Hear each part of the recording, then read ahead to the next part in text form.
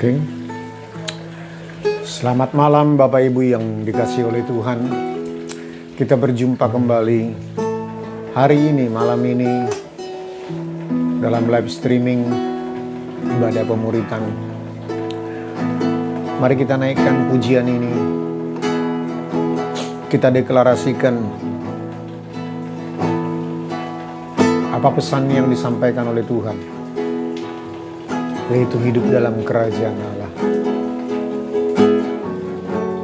Lewat pujian ini, kita deklarasikan untuk berkerajaan itu.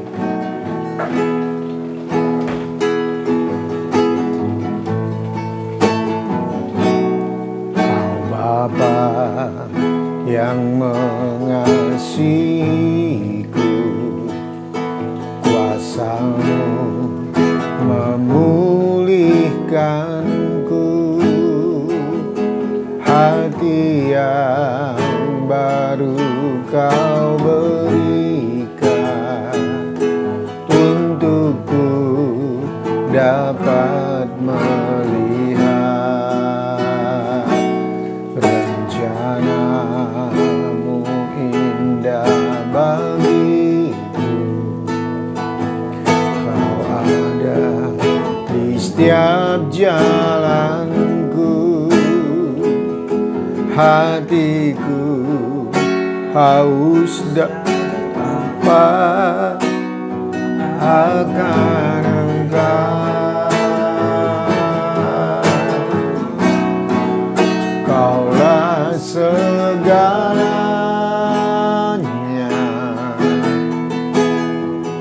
di dalam hidupku. Kerajaan-Mu,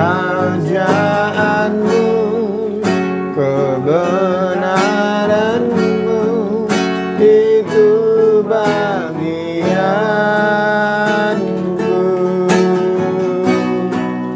Kaulah yang ku pandang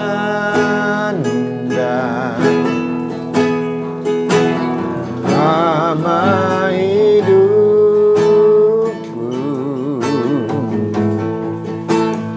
Mengasihi-Mu, memuliakan-Mu, Bapa dan Rajaku. Kaulah segalanya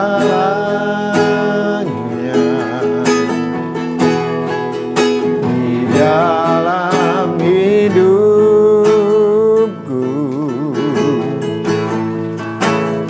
Kerajaan-Mu, kebenaran-Mu, itu bagianku.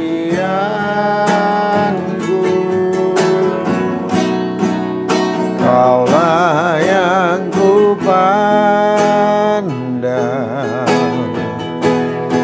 selama hidupku.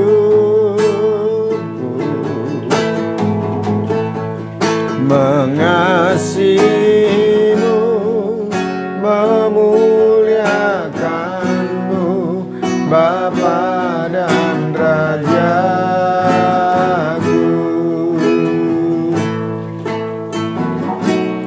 Kau Bapa yang mengasihiku, kuasa-Mu memulihkanku, hati yang baru Kau berikan, untukku dapat melihat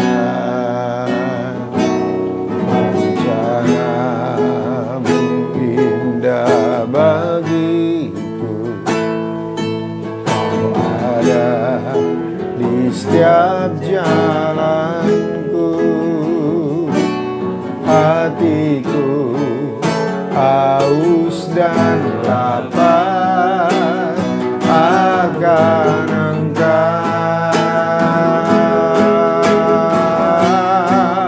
Kaulah segalanya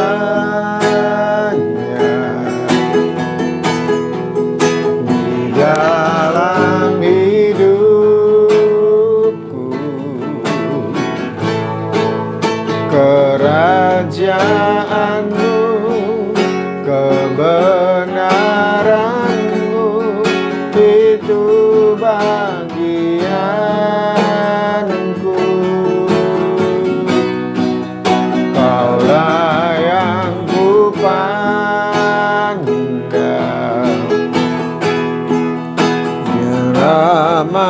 hidupku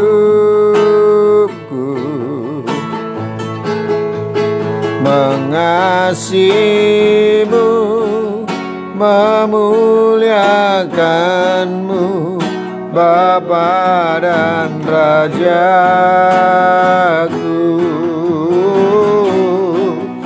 Kaulah segalanya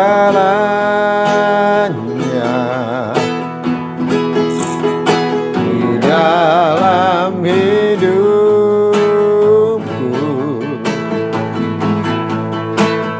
Kerajaanmu, kebenaranmu, itu bagianku.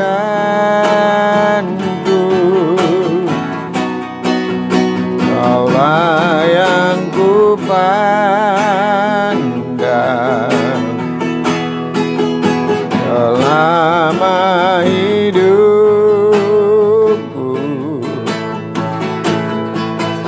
mengasihimu, memuliakanmu, Bapa dan Rajaku.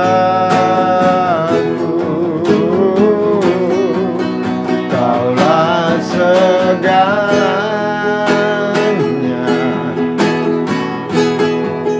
di dalam hidupku. Kerajaanmu, kebenaranmu, itu bagianku.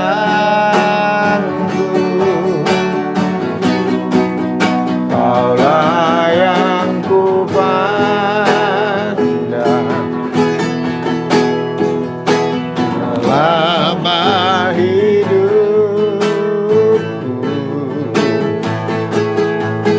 mengasihimu, memuliakanmu, Bapa dan Rajaku. Mengasihimu,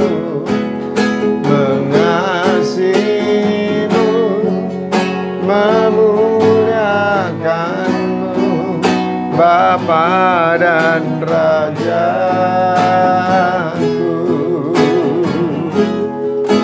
Mengasihimu, memuliakanmu,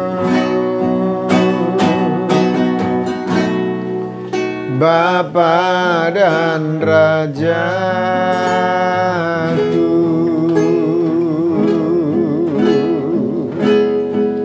Engkau Bapakku, Engkau Rajaku, Engkau Tuhan dan Allahku. Mataku tertuju kepadamu, Allah dan kerajaanmu, kekal selama-lamanya, ya Tuhan Allahku. Hidupmu adalah bagianku, hidupmu adalah teladanku. Haleluya,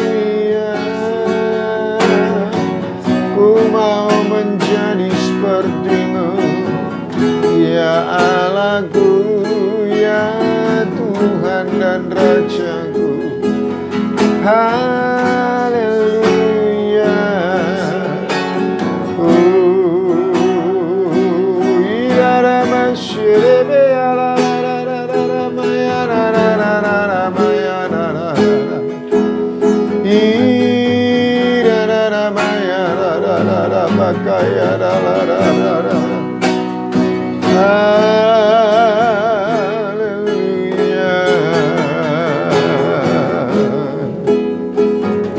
Menjadi seperti Engkau adalah tujuan hidupku. Menjadi tujuan hidup kami, ya Tuhan. Buat mata kami fokus. Hidup menjadi seperti Engkau. Hidup dalam kerajaan-Mu. dan kebenaran-Mu. Terima kasih Bapa. Kami bersyukur malam ini kembali kami diperlengkapi oleh kebenaran firman-Mu,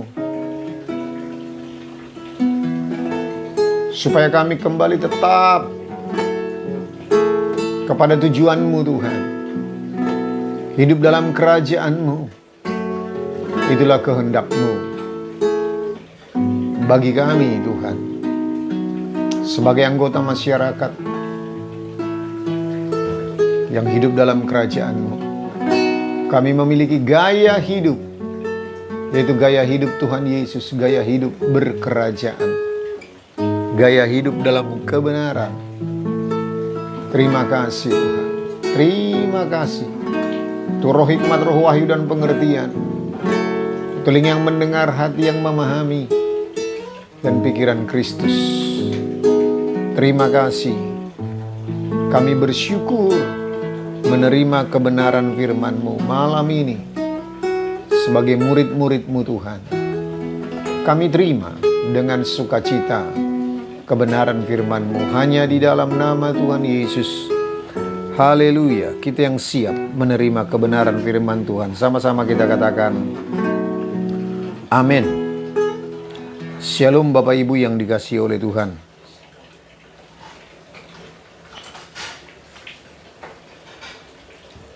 Hari Minggu kemarin kita akhiri dengan merenungkan, itu pun hanya sebagian kecil, tentang Kisah Rasul 1 ayat 8. Apa pesan Tuhan bagi murid-muridnya selama 40 hari? Hanya 2, yaitu hidup dalam kerajaan Allah. Bagaimana hidup berkerajaan dan menantikan Roh Kudus. Itu bagi murid-murid yang waktu itu belum menerima baptisan Roh Kudus, tapi bagi kita sudah tidak. Sebab Roh Kudus sudah dicurahkan bagi kita. Dan apa hubungannya antara hidup berkerajaan dengan dipenuhi oleh Roh Kudus? Roh Kudus diutus Bapa bagi kita sebagai penolong. Kita sudah belajar minggu kemarin, yaitu untuk mengajar sebagai jaminan bagi kita untuk menerima semua janji Bapa, mengajar, mengingatkan, dan menginsafkan kita akan kebenaran. Itu semua berfungsi supaya kita menjadi saksi. Kita baca dulu Kisah Rasul 1 ayat yang ke-8. Kisah Rasul 1 ayat 8. Tetapi kamu akan menerima kuasa kalau Roh Kudus turun ke atas kamu. Dan kamu akan menjadi saksiku di Yerusalem dan di seluruh Yudea dan Samaria sampai ke ujung bumi. Jadi tujuan kita menerima Roh Kudus. Fungsi Roh Kudus kita sudah belajar minggu kemarin. Dan tujuannya kita menerima Roh Kudus adalah supaya kita menjadi saksinya Tuhan. Bukan bersaksi, tetapi menjadi saksinya Tuhan. Saksinya Tuhan artinya kita mengalami Tuhan dalam kehidupan kita, lalu kita menjadi saksinya. Menjadi suratan Kristus yang terbuka. Menjadi tontonan bagi orang-orang di sekitar kita. Jadi bukan bersaksi, tetapi menjadi saksi. Nah, lalu menjadi saksi itu artinya apa? Yaitu memiliki gaya hidup kerajaan Allah. Gaya hidup berkerajaan. Sama seperti visi gereja lokal kita. Kalau kita baca Injil Matius 24 ayat yang ke-14. Dan Injil kerajaan ini akan diberitakan di seluruh dunia, menjadi kesaksian bagi semua bangsa. Sesudah itu barulah tiba kesudahannya. Jadi, kalau kita sudah memberitakan Injil, sedaya upaya kita bagi jemaat meneruskan dalam hidup sehari-hari, dalam hidup berkeluarga, dalam hidup bertetangga, dalam hidup bekerja, dalam hidup melayani, dalam hidup berusaha. Kita memberitakan Injil Kerajaan Allah. Dan itu menjadi kesaksian. Menjadi kesaksian artinya kita memiliki gaya hidup berkerajaan. Yaitu tinggal di dalam kebenaran, hidup dalam kebenaran, menjadi garam dan terang. Itulah tujuan Tuhan. Itu artinya menjadi kesaksian. Nah, lihat, menjadi hidup menjadi kesaksian artinya menjadi satu, melahirkan satu budaya. Satu budaya artinya satu gaya hidup yang menjadi budaya. Kalau yang santernya hari-hari ini misalkan satu budaya adat istiadat. Yang paling dekat contohnya adalah adat istiadat orang Batak, suku Batak, suku Manado, suku Jawa, suku-suku yang lain. Sebelum menjadi budaya, sebelum menjadi adat, itu dimulai dengan menjadi satu kebiasaan. Nah, sehingga itu menjadi satu kebiasaan yang susah dirubah karena sudah menjadi fundamental. Sama seperti budaya adat istiadat. Coba kita perhatikan orang-orang yang sangat erat menjalankan adat istiadat Batak.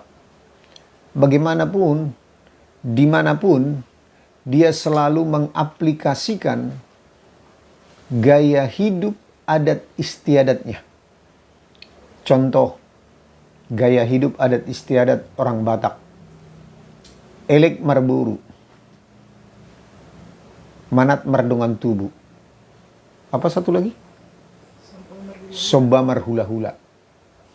Nah, itu gaya hidup itu selalu diaplikasikan sama orang Batak dimanapun dia berbicara. Dimanapun dia menjalankan gaya hidup. Selalu diaplikasikan itu. Soba marhula-hula, elek marboru, manat mardongan tubuh. Gitu. Ada gaya hidup yang jelek. Ya. Elat teal late. Kita jangan hidup di dalamnya. Itu gaya hidup yang jelek. Nah, jadi gaya hidup itu adalah satu kebiasaan. Adalah satu menjadi kesaksian. Menjadi satu kebiasaan. Nah, kalau gaya hidup atau adat istiadat yang dibangun dalam budaya Batak, itu dibangun sebelum Injil masuk. Jadi gaya hidup dari Oputa si julu-julu tubuh, dari nenek moyang kita orang Batak, sebelum Injil masuk, sebelum Injil datang, ada yang sesuai dengan kebenaran. Sebab hukum itu, kebenaran dituliskan di dalam hati nurani Oputa si julu-julu tubuh. Tetapi ada juga yang tidak sesuai dengan kebenaran. Nah, bagi kita sekarang orang Batak, suku Batak, mari kita selaraskan hidup dalam kebenaran. Sehingga gaya hidup adat istiadat kita aplikasikan, kita realisasikan untuk menjadi gaya hidup dalam berkerajaan. Gaya hidup dalam kebenaran sesuai dengan kebenaran firman Tuhan. Nah, jadi kerajaan Allah punya budaya. Kerajaan Allah punya gaya hidup. Dan inilah yang disosialisasikan oleh Yesus Kristus, sehingga waktu Tuhan Yesus menerangkan apa arti kata Mesias itu. Mesias itu adalah Injil kerajaan. Mesias itu adalah, di atas batu karang ini aku akan membangun jemaatku. Aku akan membangun apostolosku. Aku akan membangun gaya hidup kerajaan Allah. Artinya setiap kita punya kewajiban setelah kita diperlengkapi, setelah kita dimuridkan untuk menjadi murid Kristus, kita punya kewajiban menjadi apostolos. Kita memiliki kewajiban untuk mempresentasikan, atau kita menjadi representatif dari Kingdom of God. Menjadi representasi daripada Tuhan Yesus Kristus. Kita menjadi suratan Kristus yang terbuka, menjadi garam dan terang. Orang-orang dunia tidak bisa melihat Tuhan secara langsung, tetapi dia melihat diri kita sendiri yang merealisasikan atau yang mempresentasikan gaya hidup Tuhan Yesus dalam kehidupan kita. Waktu kita menerima kebenaran firman Tuhan, lalu kita melakukannya, itu sama dengan gaya hidup, merepresentasikan gaya hidup Tuhan dalam kehidupan kita. Nah, itu kita harus bangun menjadi satu kebiasaan, menjadi satu adat, menjadi satu gaya hidup. Dan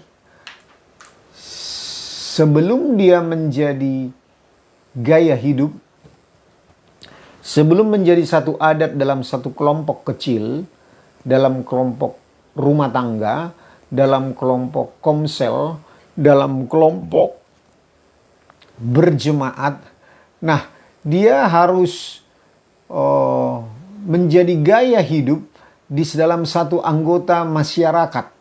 Dan dia akan melahirkan satu budaya.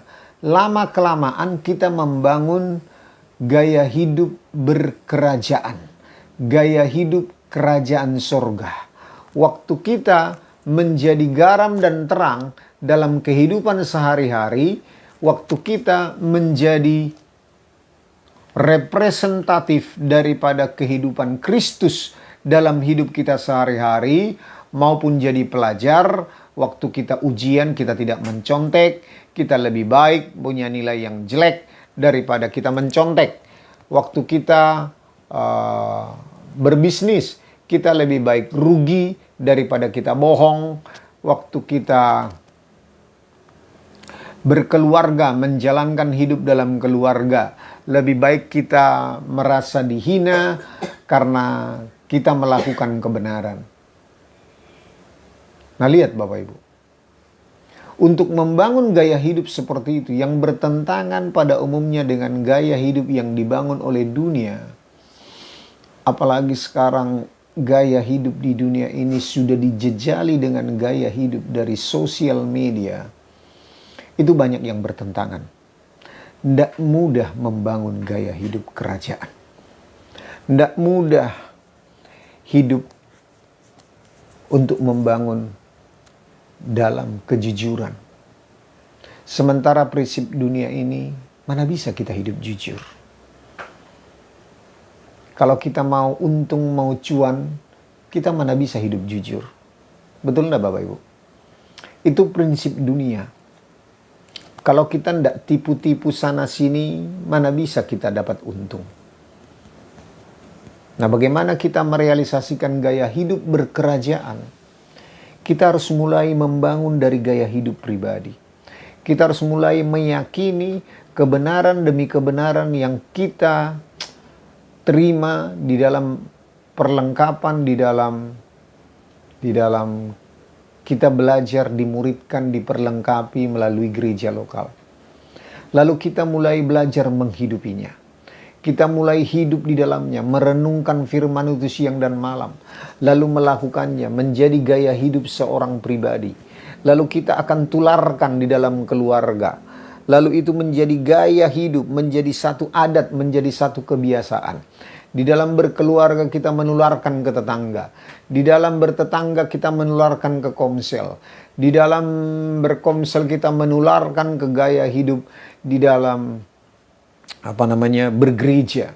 Lalu di dalam hidup bergereja kita akan tularkan ke gaya hidup masyarakat. Itu butuh proses panjang, Bapak Ibu.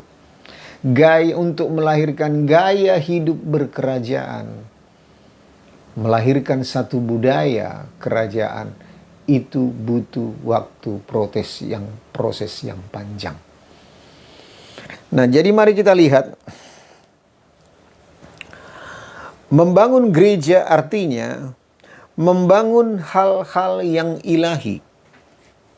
Membangun masyarakat yang akan menjadi seperti Kristus. Membangun masyarakat yang ilahi, yang berasal dari benih ilahi yang kita terima secara pribadi dalam hidup kita sebagai orang percaya. Masih ingat benih ilahi yang kita terima itu sama seperti biji mangga. Biji mangga waktu dia ditanam, dia akan berakar, dia akan bertumbuh, dia akan berbatang, dia akan bercabang, berdaun, bertangkai, berbunga, lalu dia terakhir berbuah lebat. Demikian halnya kita. Waktu benih ilahi itu ada di dalam kita. Benih itu ilahi itu akan memberikan kita makan. Makananku ialah memberikan Allah melakukan kehendak Bapa dan menyelesaikannya. Waktu kita memberikan makan benih ilahi itu, dia akan semakin besar. Dia akan semakin kuat. Di luar aku kamu tidak bisa berbuat apa-apa. Kita terus menjalin hubungan dengan Kristus, dengan Roh Kudus yang tinggal dalam hidup kita. Kita akan terus berbuah. Kita akan tinggal terus di dalam Dia. Kita akan terus membangun benih ilahi itu menjadi satu kebiasaan, menjadi satu budaya, menjadi satu adat, menjadi satu gaya hidup berkerajaan, menjadi satu gaya hidup, yaitu gaya hidup Tuhan Yesus. Demikianlah halnya kita membangun budaya kerajaan. Inilah yang dipersiapkan oleh Tuhan Yesus. Inilah yang disampaikan oleh Tuhan Yesus selama 40 hari kepada murid-muridnya. Bagaimana dia mempersiapkan murid-muridnya selama 3,5 tahun. Dirangkum dalam 40 hari berturut-turut dia memberitakan tentang kerajaan Allah. Itulah tujuan Yesus yang terutama datang ke dunia ini. Bagaimana dia mensosialisasikan gaya hidup berkerajaan. Jadi dia tidak menawarkan sorga. Sorga itu bukan tujuan. Sorga itu adalah satu tempat. Sorga itu bukan tujuan, Bapak Ibu. Tujuan Tuhan Yesus datang ke dunia ini adalah supaya menjadikan kita menjadi seperti Yesus. Semua agama tidak ada yang menawarkan hidup sempurna. Hanya Yesus. Hanya Yesus yang menawarkan gaya hidup menjadi seperti Tuhan. Menjadi seperti Yesus. Mengembalikan kita supaya hidup menjadi serupa dan segambar dengan Tuhan Yesus sendiri. Menjadi hidup sempurna. Itu bukan omong kosong. Kita sudah belajar tentang benih ilahi. Bagaimana kita bisa mencapainya kalau kita mengubah kodrat dosa menjadi kodrat ilahi. Kalau kita sudah bisa mencapai kodrat ilahi, maka seperti tinggal dalam kodrat dosa yang hanya melahirkan dosa, begitu juga waktu kita berhasil membangun gaya hidup kodrat ilahi dalam hidup kita, maka kita otomatis hanya melahirkan hal-hal yang ilahi. demikianlah halnya kita bisa hidup kudus dan tak bercacat celah. Jadi kalau yang sempurna itu tidak hadir dalam hidup kita, tidak bermanifestasi dalam hidup kita, tidak ada dalam hidup kita, maka kita tidak bisa menjadi pribadi yang sempurna. Hal yang wajar. Kita bisa hidup menjadi sempurna. Karena yang sempurna itu telah hadir dalam hidup kita sebagai benih ilahi. Hal yang wajar bagi agama-agama lain. Tidak percaya bahwa mereka hidup sempurna. Karena apa? Karena pribadi daripada ilah yang mereka sembah tidak ada hidup dalam hidup mereka. Jadi hal yang wajar kalau kita mempercayai kita bisa mengampuni orang. Karena Sang Pengampun itu tinggal dalam hidup kita. Hal yang wajar kita bisa mengampuni orang lain. Kita bisa memberkati orang yang memusuhi kita. Karena memang Sang Pengampun itu, Sang Pemberi berkat itu telah hadir dalam hidup kita. Jadi mari kita lihat Bapak Ibu. Waktu Yesus menjadi daging, Tuhan Allah menjadi daging. Kenapa? Supaya dia bisa melakukan kehendak Bapa. Supaya dia bisa menjadi contoh bagi kita manusia daging. Supaya kita bisa mencontoh dia, Tuhan Allah yang menjadi daging bisa melakukan kehendak Bapa. Demikian halnya kita manusia daging ini yang dihinggapi, yang dikuasai oleh roh. Kita bisa juga hidup meneladani Yesus Kristus yang pernah menjadi daging. Itulah gaya hidup berkerajaan yang disosialisasikan oleh Tuhan Yesus dalam hidup kita. Dalam 40 hari berturut-turut, dia hidup mensosialisasikan sebelum dia naik ke sorga. Nah lihat, untuk itu diberikan Roh Kudus. Untuk itu diberikan kuasa, supaya kita bisa menjadi anak Allah, supaya kita bisa menjadi hidup seperti Yesus, menjadi hidup serupa dan segambar dengan Allah. Nah, apa sih itu masyarakat ilahi? Masyarakat ilahi itu, nah ini yang perlu dipermak ulang cara berpikir daripada bergereja.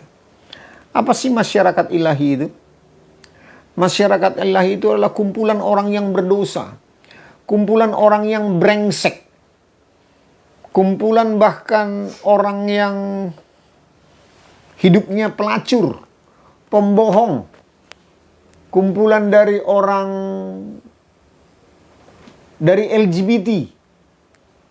Kumpulan daripada orang perampok, pembohong. Masuk ke dalam sesuatu masyarakat ilahi, lalu diubah menjadi seperti Kristus. Itu dia. Jadi bukan menjadi sesuatu tontonan yang memiliki topeng. Topeng itu adalah manifestasi dari agama.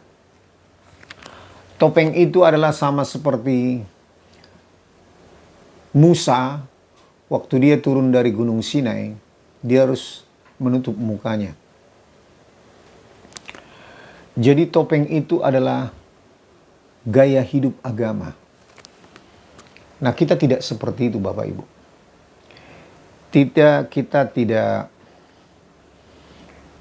Kita tidak menjadi satu kekudusan yang terkotak-kotak. Sebab hanya gereja yang bisa menampung orang jelek.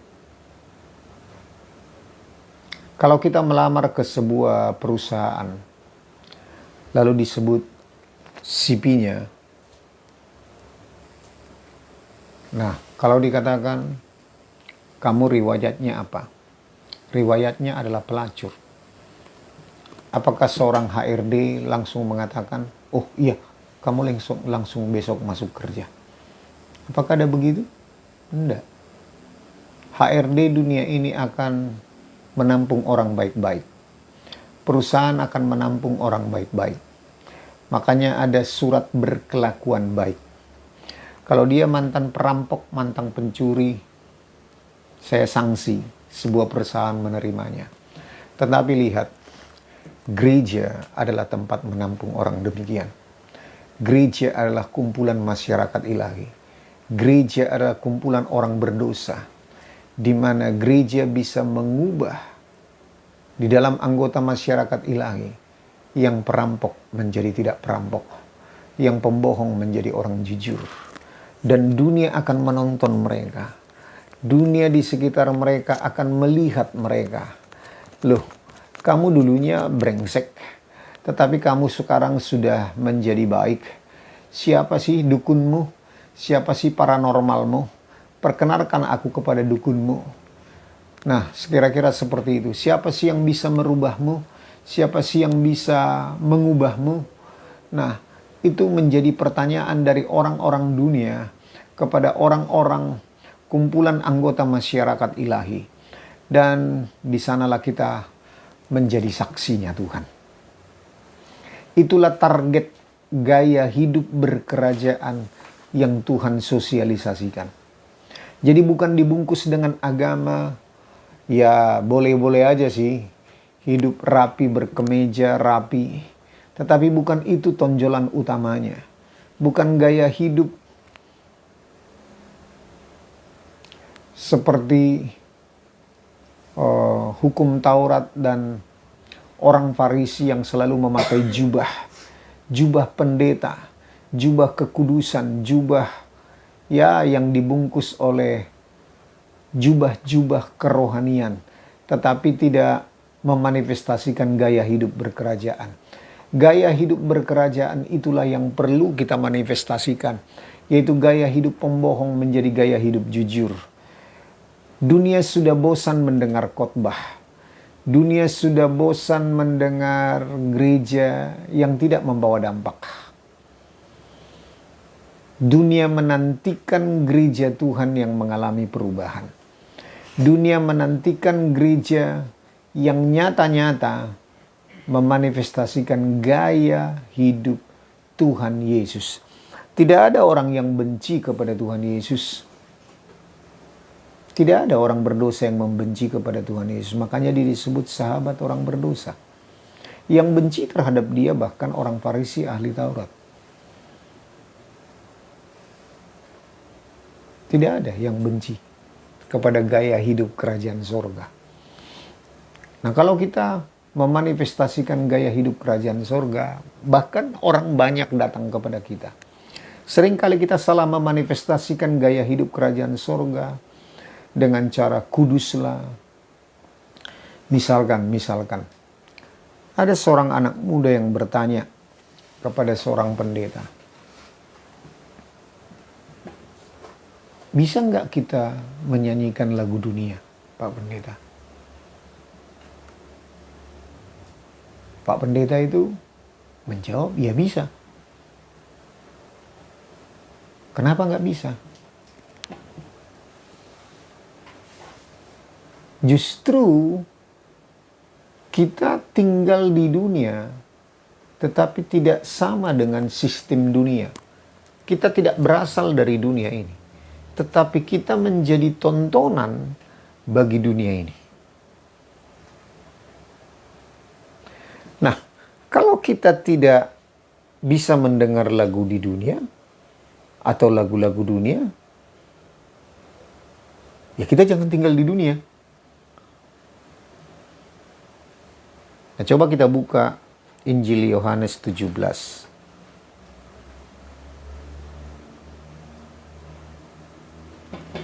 Ayat 14 sampai ayat 15.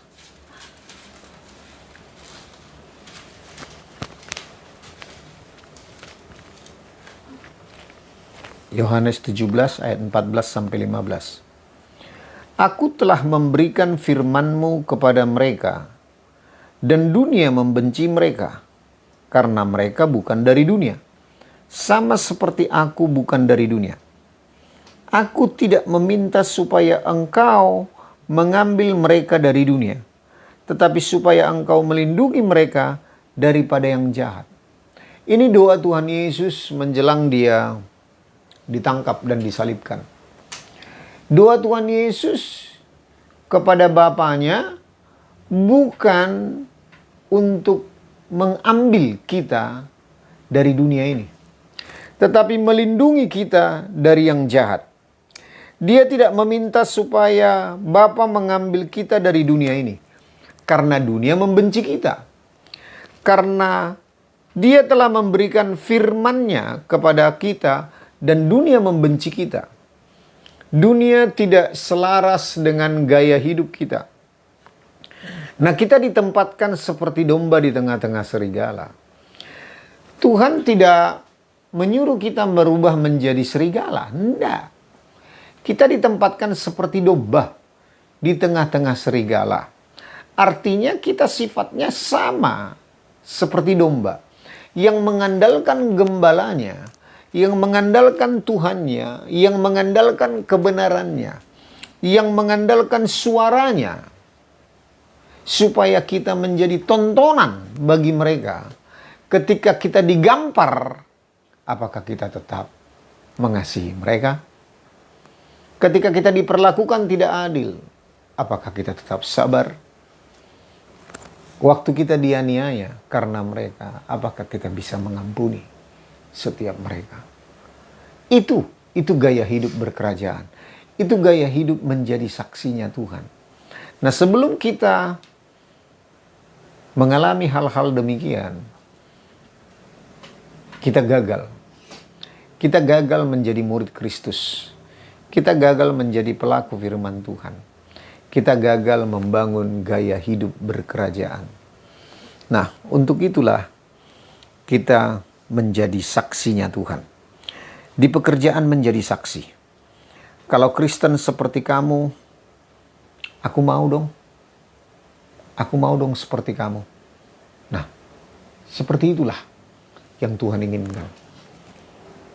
Pemimpin kita berkata, kalau ada 5 orang seperti engkau, aku udah pecat semuanya. Seperti itu yang diinginkan oleh Tuhan. Kita menjadi berkat. Yang disebut menjadi kepala bukan harus jadi pemimpin. Begitu. Nah, lihat. Jadi kita membangun masyarakat ilahi. Membangun budaya kerajaan sorga. Nah, sekali lagi terbangunlah konsep yang baru. Bukan berarti kita sok kudus untuk membangun kebudayaan kerajaan sorga. Tetapi benar-benar di dalam satu lingkungan masyarakat. Benar-benar di dalam keluarga. Di dalam kelompok sel. Di dalam satu kelompok bergereja. Di dalam satu kelompok masyarakat. Mari kita bangun budaya. Sama seperti budaya seperti yang saya ibaratkan di pertama kali tadi. Orang tua kita, nenek moyang kita, tidak mudah dulu membangun adat istiadat. Tidak mudah. Nah, lihat, waktu terbangunnya budaya yang baru, yang muncul di tahun-tahun terakhir ini. Misalkan saweran lah.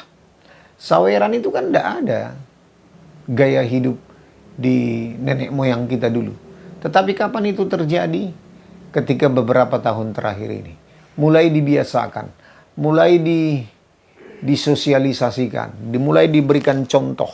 Akhirnya menjadi satu budaya yang baru. Waktu manortor, waktu dalam acara adat istiadat manortor, jadi ada saweran. Jadi dibangun. Jadi kalau hal-hal seperti itu bisa dibangun, bagaimana mungkin kita tidak bisa membangun gaya hidup berkerajaan, gaya hidup jujur, gaya hidup melakukan kebenaran firman Tuhan, gaya hidup mengasihi yang jauh sifatnya lebih kekal. Dan ini PR kita sebagai pengikut Kristus. Gaya hidup seperti ini harus kita mulai membangunnya di bumi ini. Amin, Bapak Ibu. Itulah salah satu tujuan yang utama dari Tuhan Yesus datang ke dunia ini. Dan Roh Kudus diutus Bapa supaya kita boleh mensosialisasikan, menjadi saksinya Tuhan. Jikalau Roh Kudus turun atasmu, kita menjadi saksinya Tuhan. Amin Bapak Ibu. Mari kita membangun gaya hidup berkerajaan surga. Kami bersyukur Bapa, kami berterima kasih. Terus Engkau memperlengkapi kami. Bagaimana kami cara membangun gaya hidup berkerajaan. Memang mula-mula dari benih ilahi yang Kau taruhkan di hati kami. Lalu kami memberikan makan benih ilahi itu, sehingga dia bertumbuh semakin besar dan kuat. Dan ketika dia bertumbuh semakin besar dan kuat menjadi gaya hidup sehari-hari dalam kehidupan kami mulai membangun adat, kami mulai membangun satu kebiasaan dalam hidup kami berumah tangga. Gaya hidup berkerajaan, gaya hidup dalam kebenaran. Waktu itu mulai terbangun, kami akan membangun di dalam gaya hidup berkomsel, gaya hidup bergereja, gaya hidup bermasyarakat. Mengubah gaya hidup dunia ini menjadi gaya hidup kerajaan sorga memang tidak mudah Tuhan. Tetapi kalau sudah kami mulai, kami juga akan menikmatinya sampai kepada kekekalan. Sama seperti gaya hidup yang dibangun oleh nenek moyang kami tidak gampang untuk mengubahnya. Tetapi ketika kami sudah memulai gaya hidup kerajaan sorga itu di bumi ini, kami akan menuai sampai kepada kekekalan.